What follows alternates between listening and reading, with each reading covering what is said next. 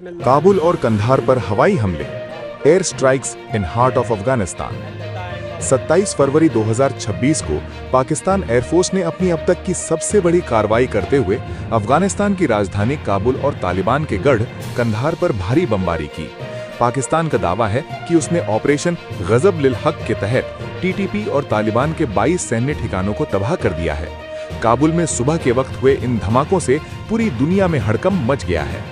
Open war का आधिकारिक ऐलान। पाकिस्तान के रक्षा मंत्री ख्वाजा आसिफ ने आधिकारिक बयान जारी कर अफगानिस्तान के साथ खुली जंग का ऐलान कर दिया है। पाकिस्तान का कहना है कि तालिबान सरकार अपनी सरजमीन का इस्तेमाल पाकिस्तान के खिलाफ आतंकी हमलों के लिए होने दे रही है, इसलिए अब बर्दाश्त की सीमा खत्म हो चुकी है।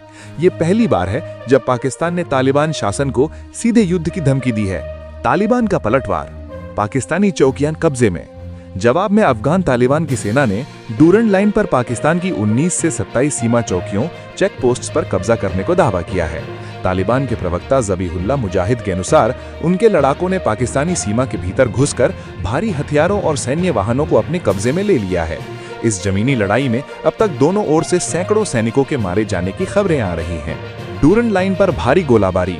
सीमावर्ती इलाकों जैसे पख्तिका, खोज और नंगरहार में स्थिति बेहद खराब है।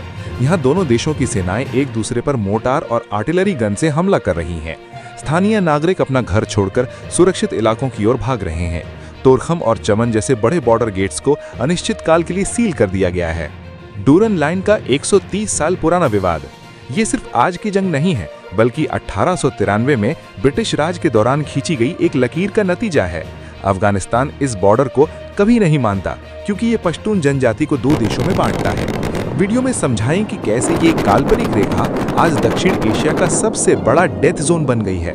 टीटीपी और अफगान तालिबान का खून का रिश्ता। पाकिस्तान का सबसे बड़ा आरोप है कि तहरीके तालिबान पाकिस्तान टीटीपी को अफगान तालिबान से ट्रेनिंग और हथियार मिलते हैं। वीडियो में इस पर चर्चा करें कि क्या ये दोनों संगठन एक ही विचारधारा के हैं और कैसे टीटीपी पाकिस्तान के खैबर पख्तूनख्वा में अपनी समानांतर सरकार चलाने की कोशिश कर रहा है। प्रॉक्सी वॉर से डायरेक्ट वॉर का सफर। दशकों तक पाकिस्तान ने अफगानिस्तान में अपनी पसंद की सरकार लाने के लिए मुजाहिदीन और तालिबान का समर्थन किया, लेकिन आज वही तालिबान पाकिस्तान के सामने खड़ा है।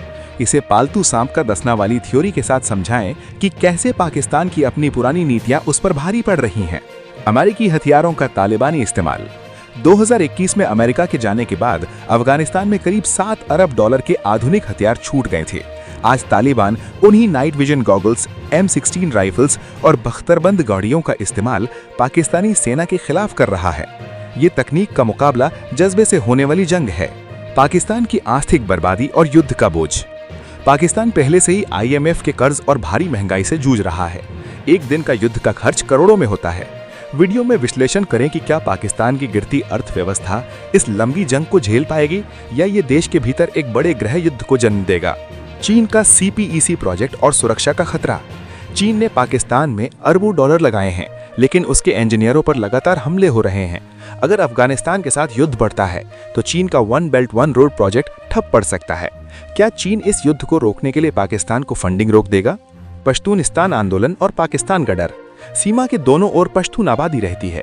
पाकिस्तान को डर है कि इस युद्ध से पश्तून राष्ट्रवाद जागेगा और खैबर पख्तूनख्वा का इलाका पाकिस्तान से टूटकर अफगानिस्तान में मिलने की मांग करेगा। ये पाकिस्तान के अस्तित्व की लड़ाई बन सकती है।